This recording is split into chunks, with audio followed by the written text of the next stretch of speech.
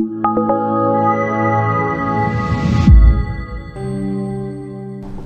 now it's somebody else's turn to say something.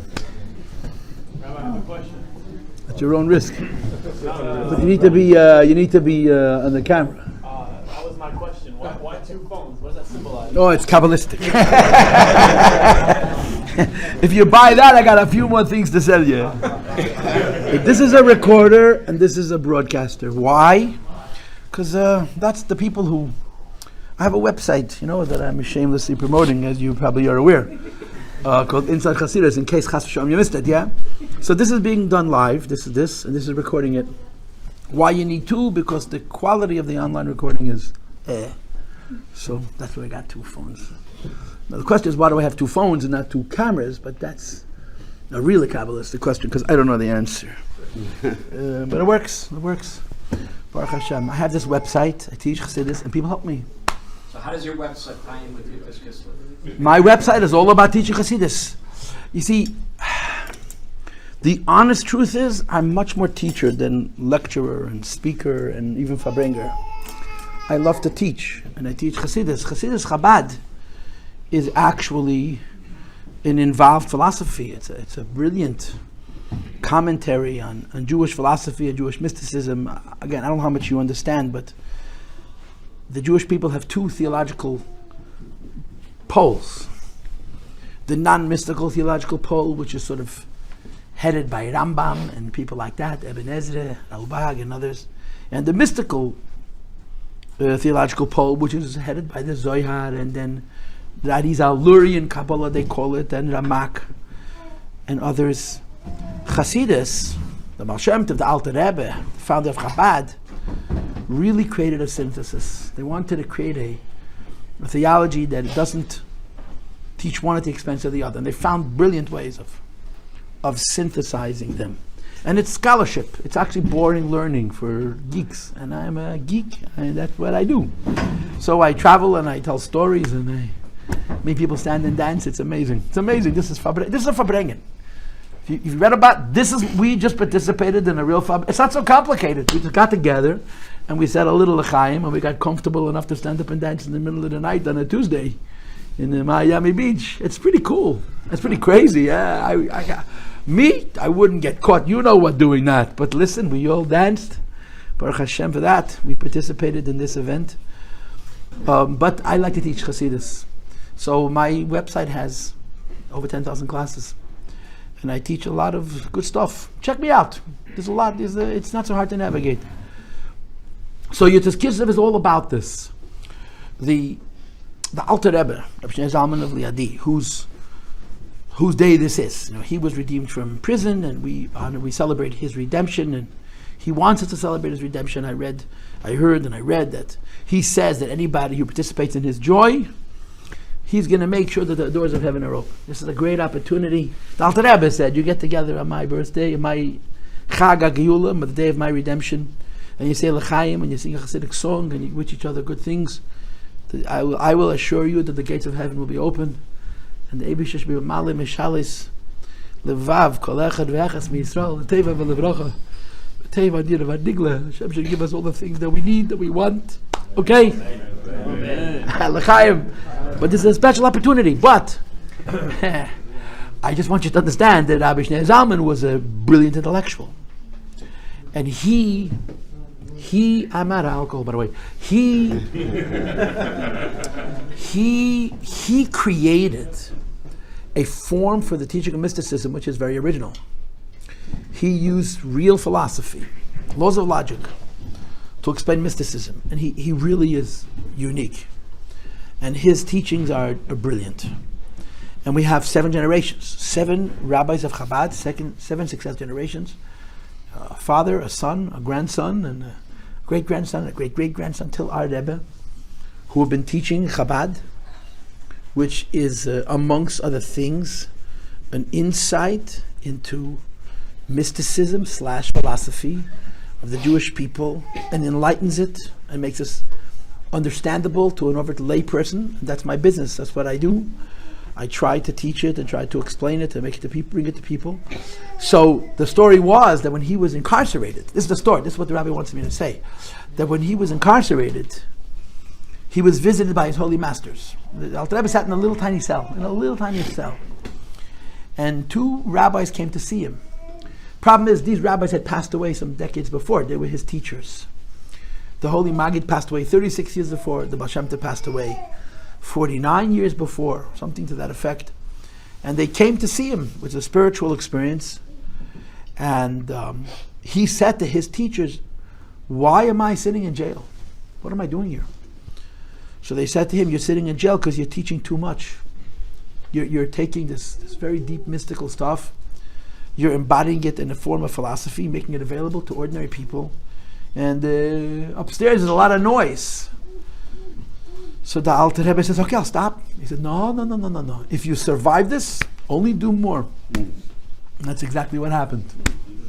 So after he came out of jail, it was the last period of his life, last 10 to 12 years of his life, he actually adopted a whole new dimension of interpreting Chabad. And he's the father of Chassidus Chabad, no doubt about it. The Alter Rebbe is the father of everything we study and learn, that I teach, that I make a living doing.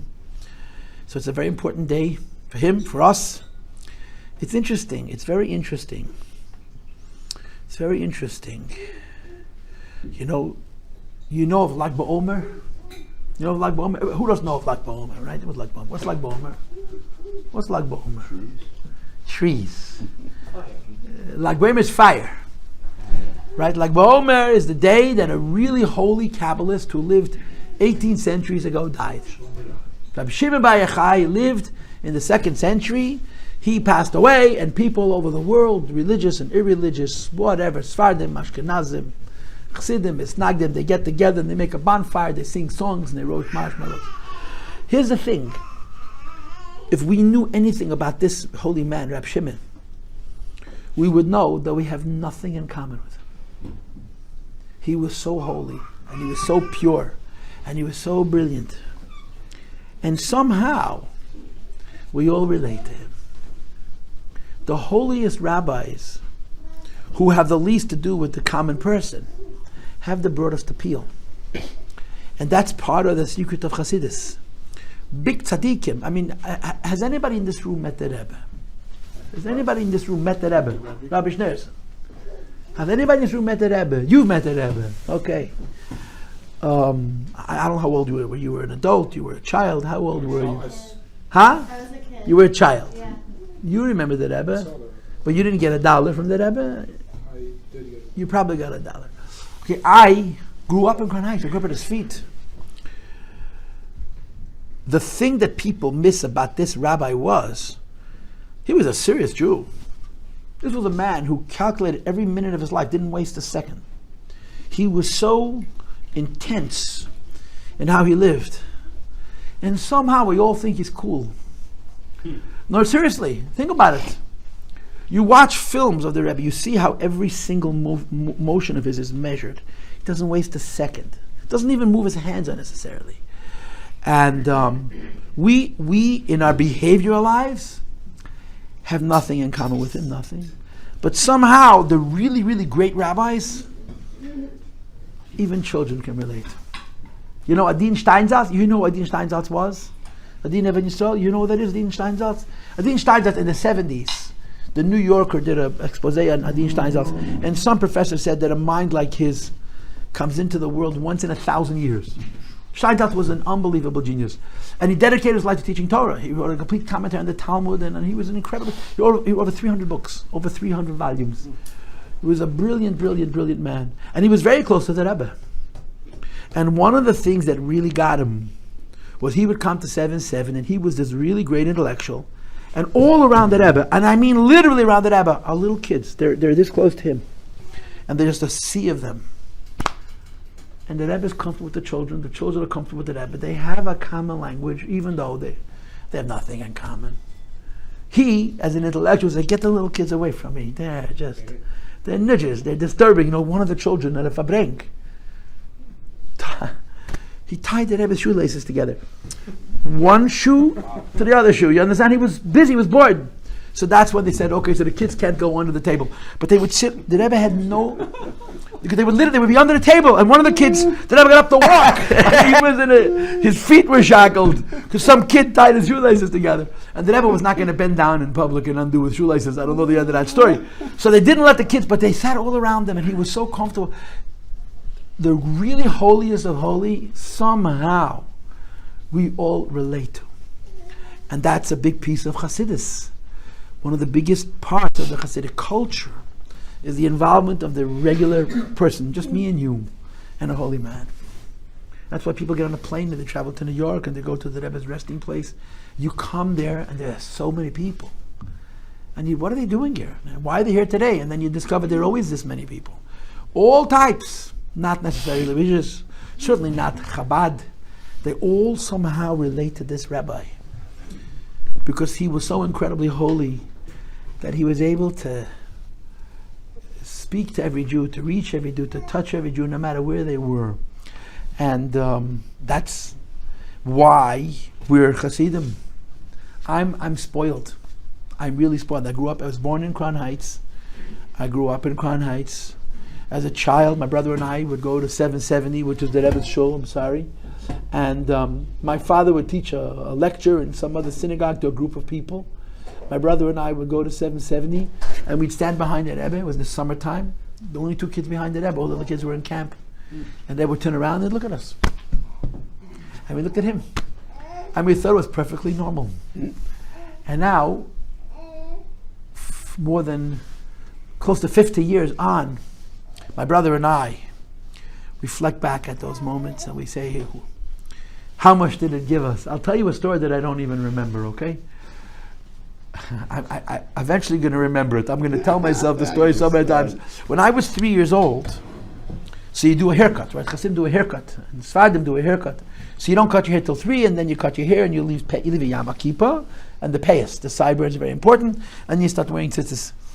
So in those days, this is 1968. I was born in 65. So in 68 I turned 3. So you would go over to the Rebbe by Farbrengen, by a gathering just like this, except that there were not 40 people there. There were 400 people there, or 1,000 people there. And you'd put down a bottle of vodka, and you'd walk up to the Rebbe, he'd pour a little bit into his own glass, then he'd give you some, and then you would say l'chaim, and you took it with you. And then when you made your party, you had wine, alcohol to distribute. So my father took me with him. I was 3 years old. And the Rebbe, without hesitation, gave me a bunch of vodka. I don't know how many 3-year-olds he gave vodka. Anyway, I don't remember this, but like I said, I'm going to tell this story enough times till I remember it. I drank it and spit it right back in the Rebbe's face. My father said I was so embarrassed, and the Rebbe thought it was the funniest thing in the world. And I wonder, I really, honestly, I wonder how much of who I am is a reflection of these interactions, these little stories, these simple stories. The Rebbe, before I was born, my parents visited the Rebbe, and the Rebbe referred to me as him. And they didn't do sonograms, him. The Rebbe knew stuff, and he sometimes shared. And those of us who were fortunate and grew up near him, we basked in his light. We saw what it means to work so unbelievably hard, to never rest. And to just love the Rebbe. What he accomplished in his lifetime, it's impossible to understand how much this man did. He carried so much responsibility. And he had time for a 3-year-old to give him vodka. I've asked people who are in the know if the Rebbe was in the habit of giving 3-year-olds alcohol. I wonder, was it a normal thing? A 3-year-old. And my father just, the Rebbe, he could have said to the Rebbe, I don't know, this is going to go down, but the Rebbe gave you mashke, so you drank it. I gave it right back. And the Rebbe thought it was the funniest thing in the world. My father didn't think it was so funny. But everybody else in shul thought it was funny. So that's my story. Connection to Tzaddik. And that's why people from here and from overseas travel to Queens, go to the Rebbe, and they stand there, and they try to feel his spirit. And we pray to God. We pray to God for the things that we need. To give us health and success and wisdom and grown-upness. What can I tell you? It really is true that life is simple, if we allow it to be simple. But there's so much temptation into complicating life And we so often forget how expensive that complexity is. What we have to give to get it. And if we could figure out how to simplify our lives, honestly, we will be Chassidim. That's what a Chassid is. A Chassid is a Jew, a human being on this earth who never forgot what's the most important thing. It's his wife, it's his family, it's his community, it's Torah, it's mitzvahs, it's wisdom, it's kindness, it's responsibility, it's hard work. That's really what it comes down to. And if we succeed in applying those values to our lives, and I say this a lot, and I truly believe it. You need to understand, my father's an immigrant. Because he's an immigrant, I love America. That's the way it works. My kids can already hate America, but I was brainwashed. My father came to this country at the age of 15. My father was born in the Soviet Union.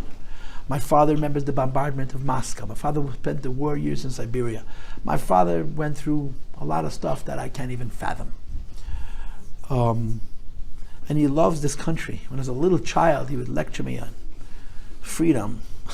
What was he talking about? He would walk the shul on Shabbos. He's talking to me about freedom. Do me a favor, I don't know what you're talking.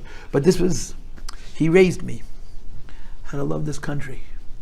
And one of the things about Americans, I think there's two things about Americans that are very special. Number one, I think Americans really want to be good. We care to be good. We don't care to be called good, we care to be good. A lot of us are very stupid, so we can come up with very convoluted ways of being good. But we care, Americans want to be good. I think it's in their nature. It's not the same in Europe. That's number one. And number two, Americans are never too old to change. 70, 75, 80, I can still start putting on film. I can still start to keep Shabbos. I'm going to say it straight, start to be nice to my wife. After whatever number of years of marriage. Really, I could, if I decide to. And I don't expect her to do it first. I can fix what I can fix, she can fix what she can fix. A lot of times we have relationships with our spouses, with our parents, and with our children that they're in a bad pattern. They're in a bad pattern. And this is our choreography. Again, I teach teenagers. So I'm always coming up with metaphor. So one of my metaphors, which is a very realistic metaphor, is a cheetah. You know what a cheetah is? A cheetah is a slender little cat that's very, very tall. It's got lungs the size of I don't know what. But he's a very delicate animal. A cheetah is not a leopard. He's not tough. And cheetahs hunt. They can sprint for, half a mile. At 60 miles an hour. It's incredible how fast they can move. And they hunt down gazelle. Sometimes they'll hunt larger prey if they're hunting in pairs, whatever the particulars are. But the way a cheetah hunts is he chases down the gazelle, the antelope, and he takes his right paw, slaps the animal down. The animal flips over. The cheetah pounces on the animal, grabs it by the throat. The animal's laying on the ground. His legs are flailing, and he suffocates it. What would happen if one of these antelope, instead of running away, would turn around and look at the cheetah and say, "I dare you to kill me"? The dance is over. The cheetah the prey animal and the predatory animal are in a dance. That's how it's described by behavioral scientists. And both animals need to play their part. If the prey animal stops running away, the cheetah can't kill. That's why you find situations where lions are looking after a little baby gazelle. It's the funniest thing. Because the gazelle's not running away, the lion doesn't run after it. It doesn't know what to do, so it licks its little face and doesn't know what to do about giving it milk or whatever the particulars are. But you see this happen all the time, because in order for the hunt to work, both animals have to play their part. And relationships are the same way. Probably one of the hardest things in America, maybe the hardest thing in America, is our relationship with our parents. Kibud aveim, kabed es avicha v'esimecha, which is one of the 10 Commandments. Honor thy mother and thy father is so difficult for us. It's so difficult for everybody. And I understand it. All of us got a list of grievances. There's nobody in the world that we're more angry with than our parents. But you know what else? No one else in the world that loves us as much. No one else in the world is going to take all this crap. That's why we can afford to be grievous, because they take it. And if we could say, I'm 40 years old, I'm 45 years old, I'm not complaining to my parents anymore what happened when I was 16 and they missed hockey practice. I'm just going to love them because they're not here forever, and I'm just going to be... And then you come home to your parents and you're nice and sweet, and they're waiting for you to bring up some old grievance, and you don't bring it up, and they say, Michael, what's going on? Nothing's going on. You're not yourself today. He said, why? You didn't insult me. Ma, I'm not insulting you anymore. Oh, come on, Michael. If you don't insult me, what kind of relationship are we going to have? I'm going to kiss you on both cheeks. That's my relationship with you. Yeah, but... and then, God forbid, your mother does what she does best, right? She tells you that you're overweight and you're eating too much, and then, of course, she feeds you. You know? So these are patterns that we fall into with our parents, with our children, and most of all, the person closest to us in the world, our spouse, the person we love the most. And if there's a lesson we could take from any Fabrengen, is that we're not stuck. We're stuck if we allow ourselves to be stuck. Chassidus says we all have a soul. The worst of us has a soul. The people. I have a daughter who works for an organization called Aleph, which is actually anchored or initiated in Miami Beach here in Florida, where they're looking after people in prison, some of whom are not in prison for you know what I'm saying, for doing jaywalking, but for rather criminal. And the whole idea is they advocate for prisoners. They're people, and they need to be given opportunity to live their lives and to be given what they call second chances. Obviously, you're not going to give them permission to hurt anybody, but this is part of the philosophy, you know. Find the good in everybody and bring it to the fore. And the first of that is finding the good in ourselves. Really, finding the good in me. I know me. I know what's wrong with me. I know a lot of things that are wrong with me. Believe me, a longer list than you want to hear. Just ask I'll tell you if you have a moment of truth. And then you say, you know what, I'm not repeating that behavior. I'm going to stop it. And you could. It's hard. It's very, very hard. But it's possible. And then I'll say, then you're a chassid in a small way. If every person, let's just say this, okay, I don't know how many of you have parents that are alive. If you could decide that your relation, and your mother is old and obnoxious, and she criticizes you the minute you walk through the door and every time you call, and you say, she's an old lady and I'm just going to love her and I'm going to take it. You'll be happier, she won't know what to do. She won't know what to do, and you'll be a better person. It's a simple thing. And the same is true in our relationship with our spouse, and the same is true in our relationship with our children. And I think this is one of the gifts of American civilization. I believe these two statements to be true. A, Americans really want to be good, and B, Americans are never too old to change. So, here's an opportunity. It's a fabrengen. Okay, l'chaim everybody. L'chaim teivim v'sholem. L'chaim v'lebracha. L'chaim. L'chaim. We want Mashiach now. We want Mashiach now.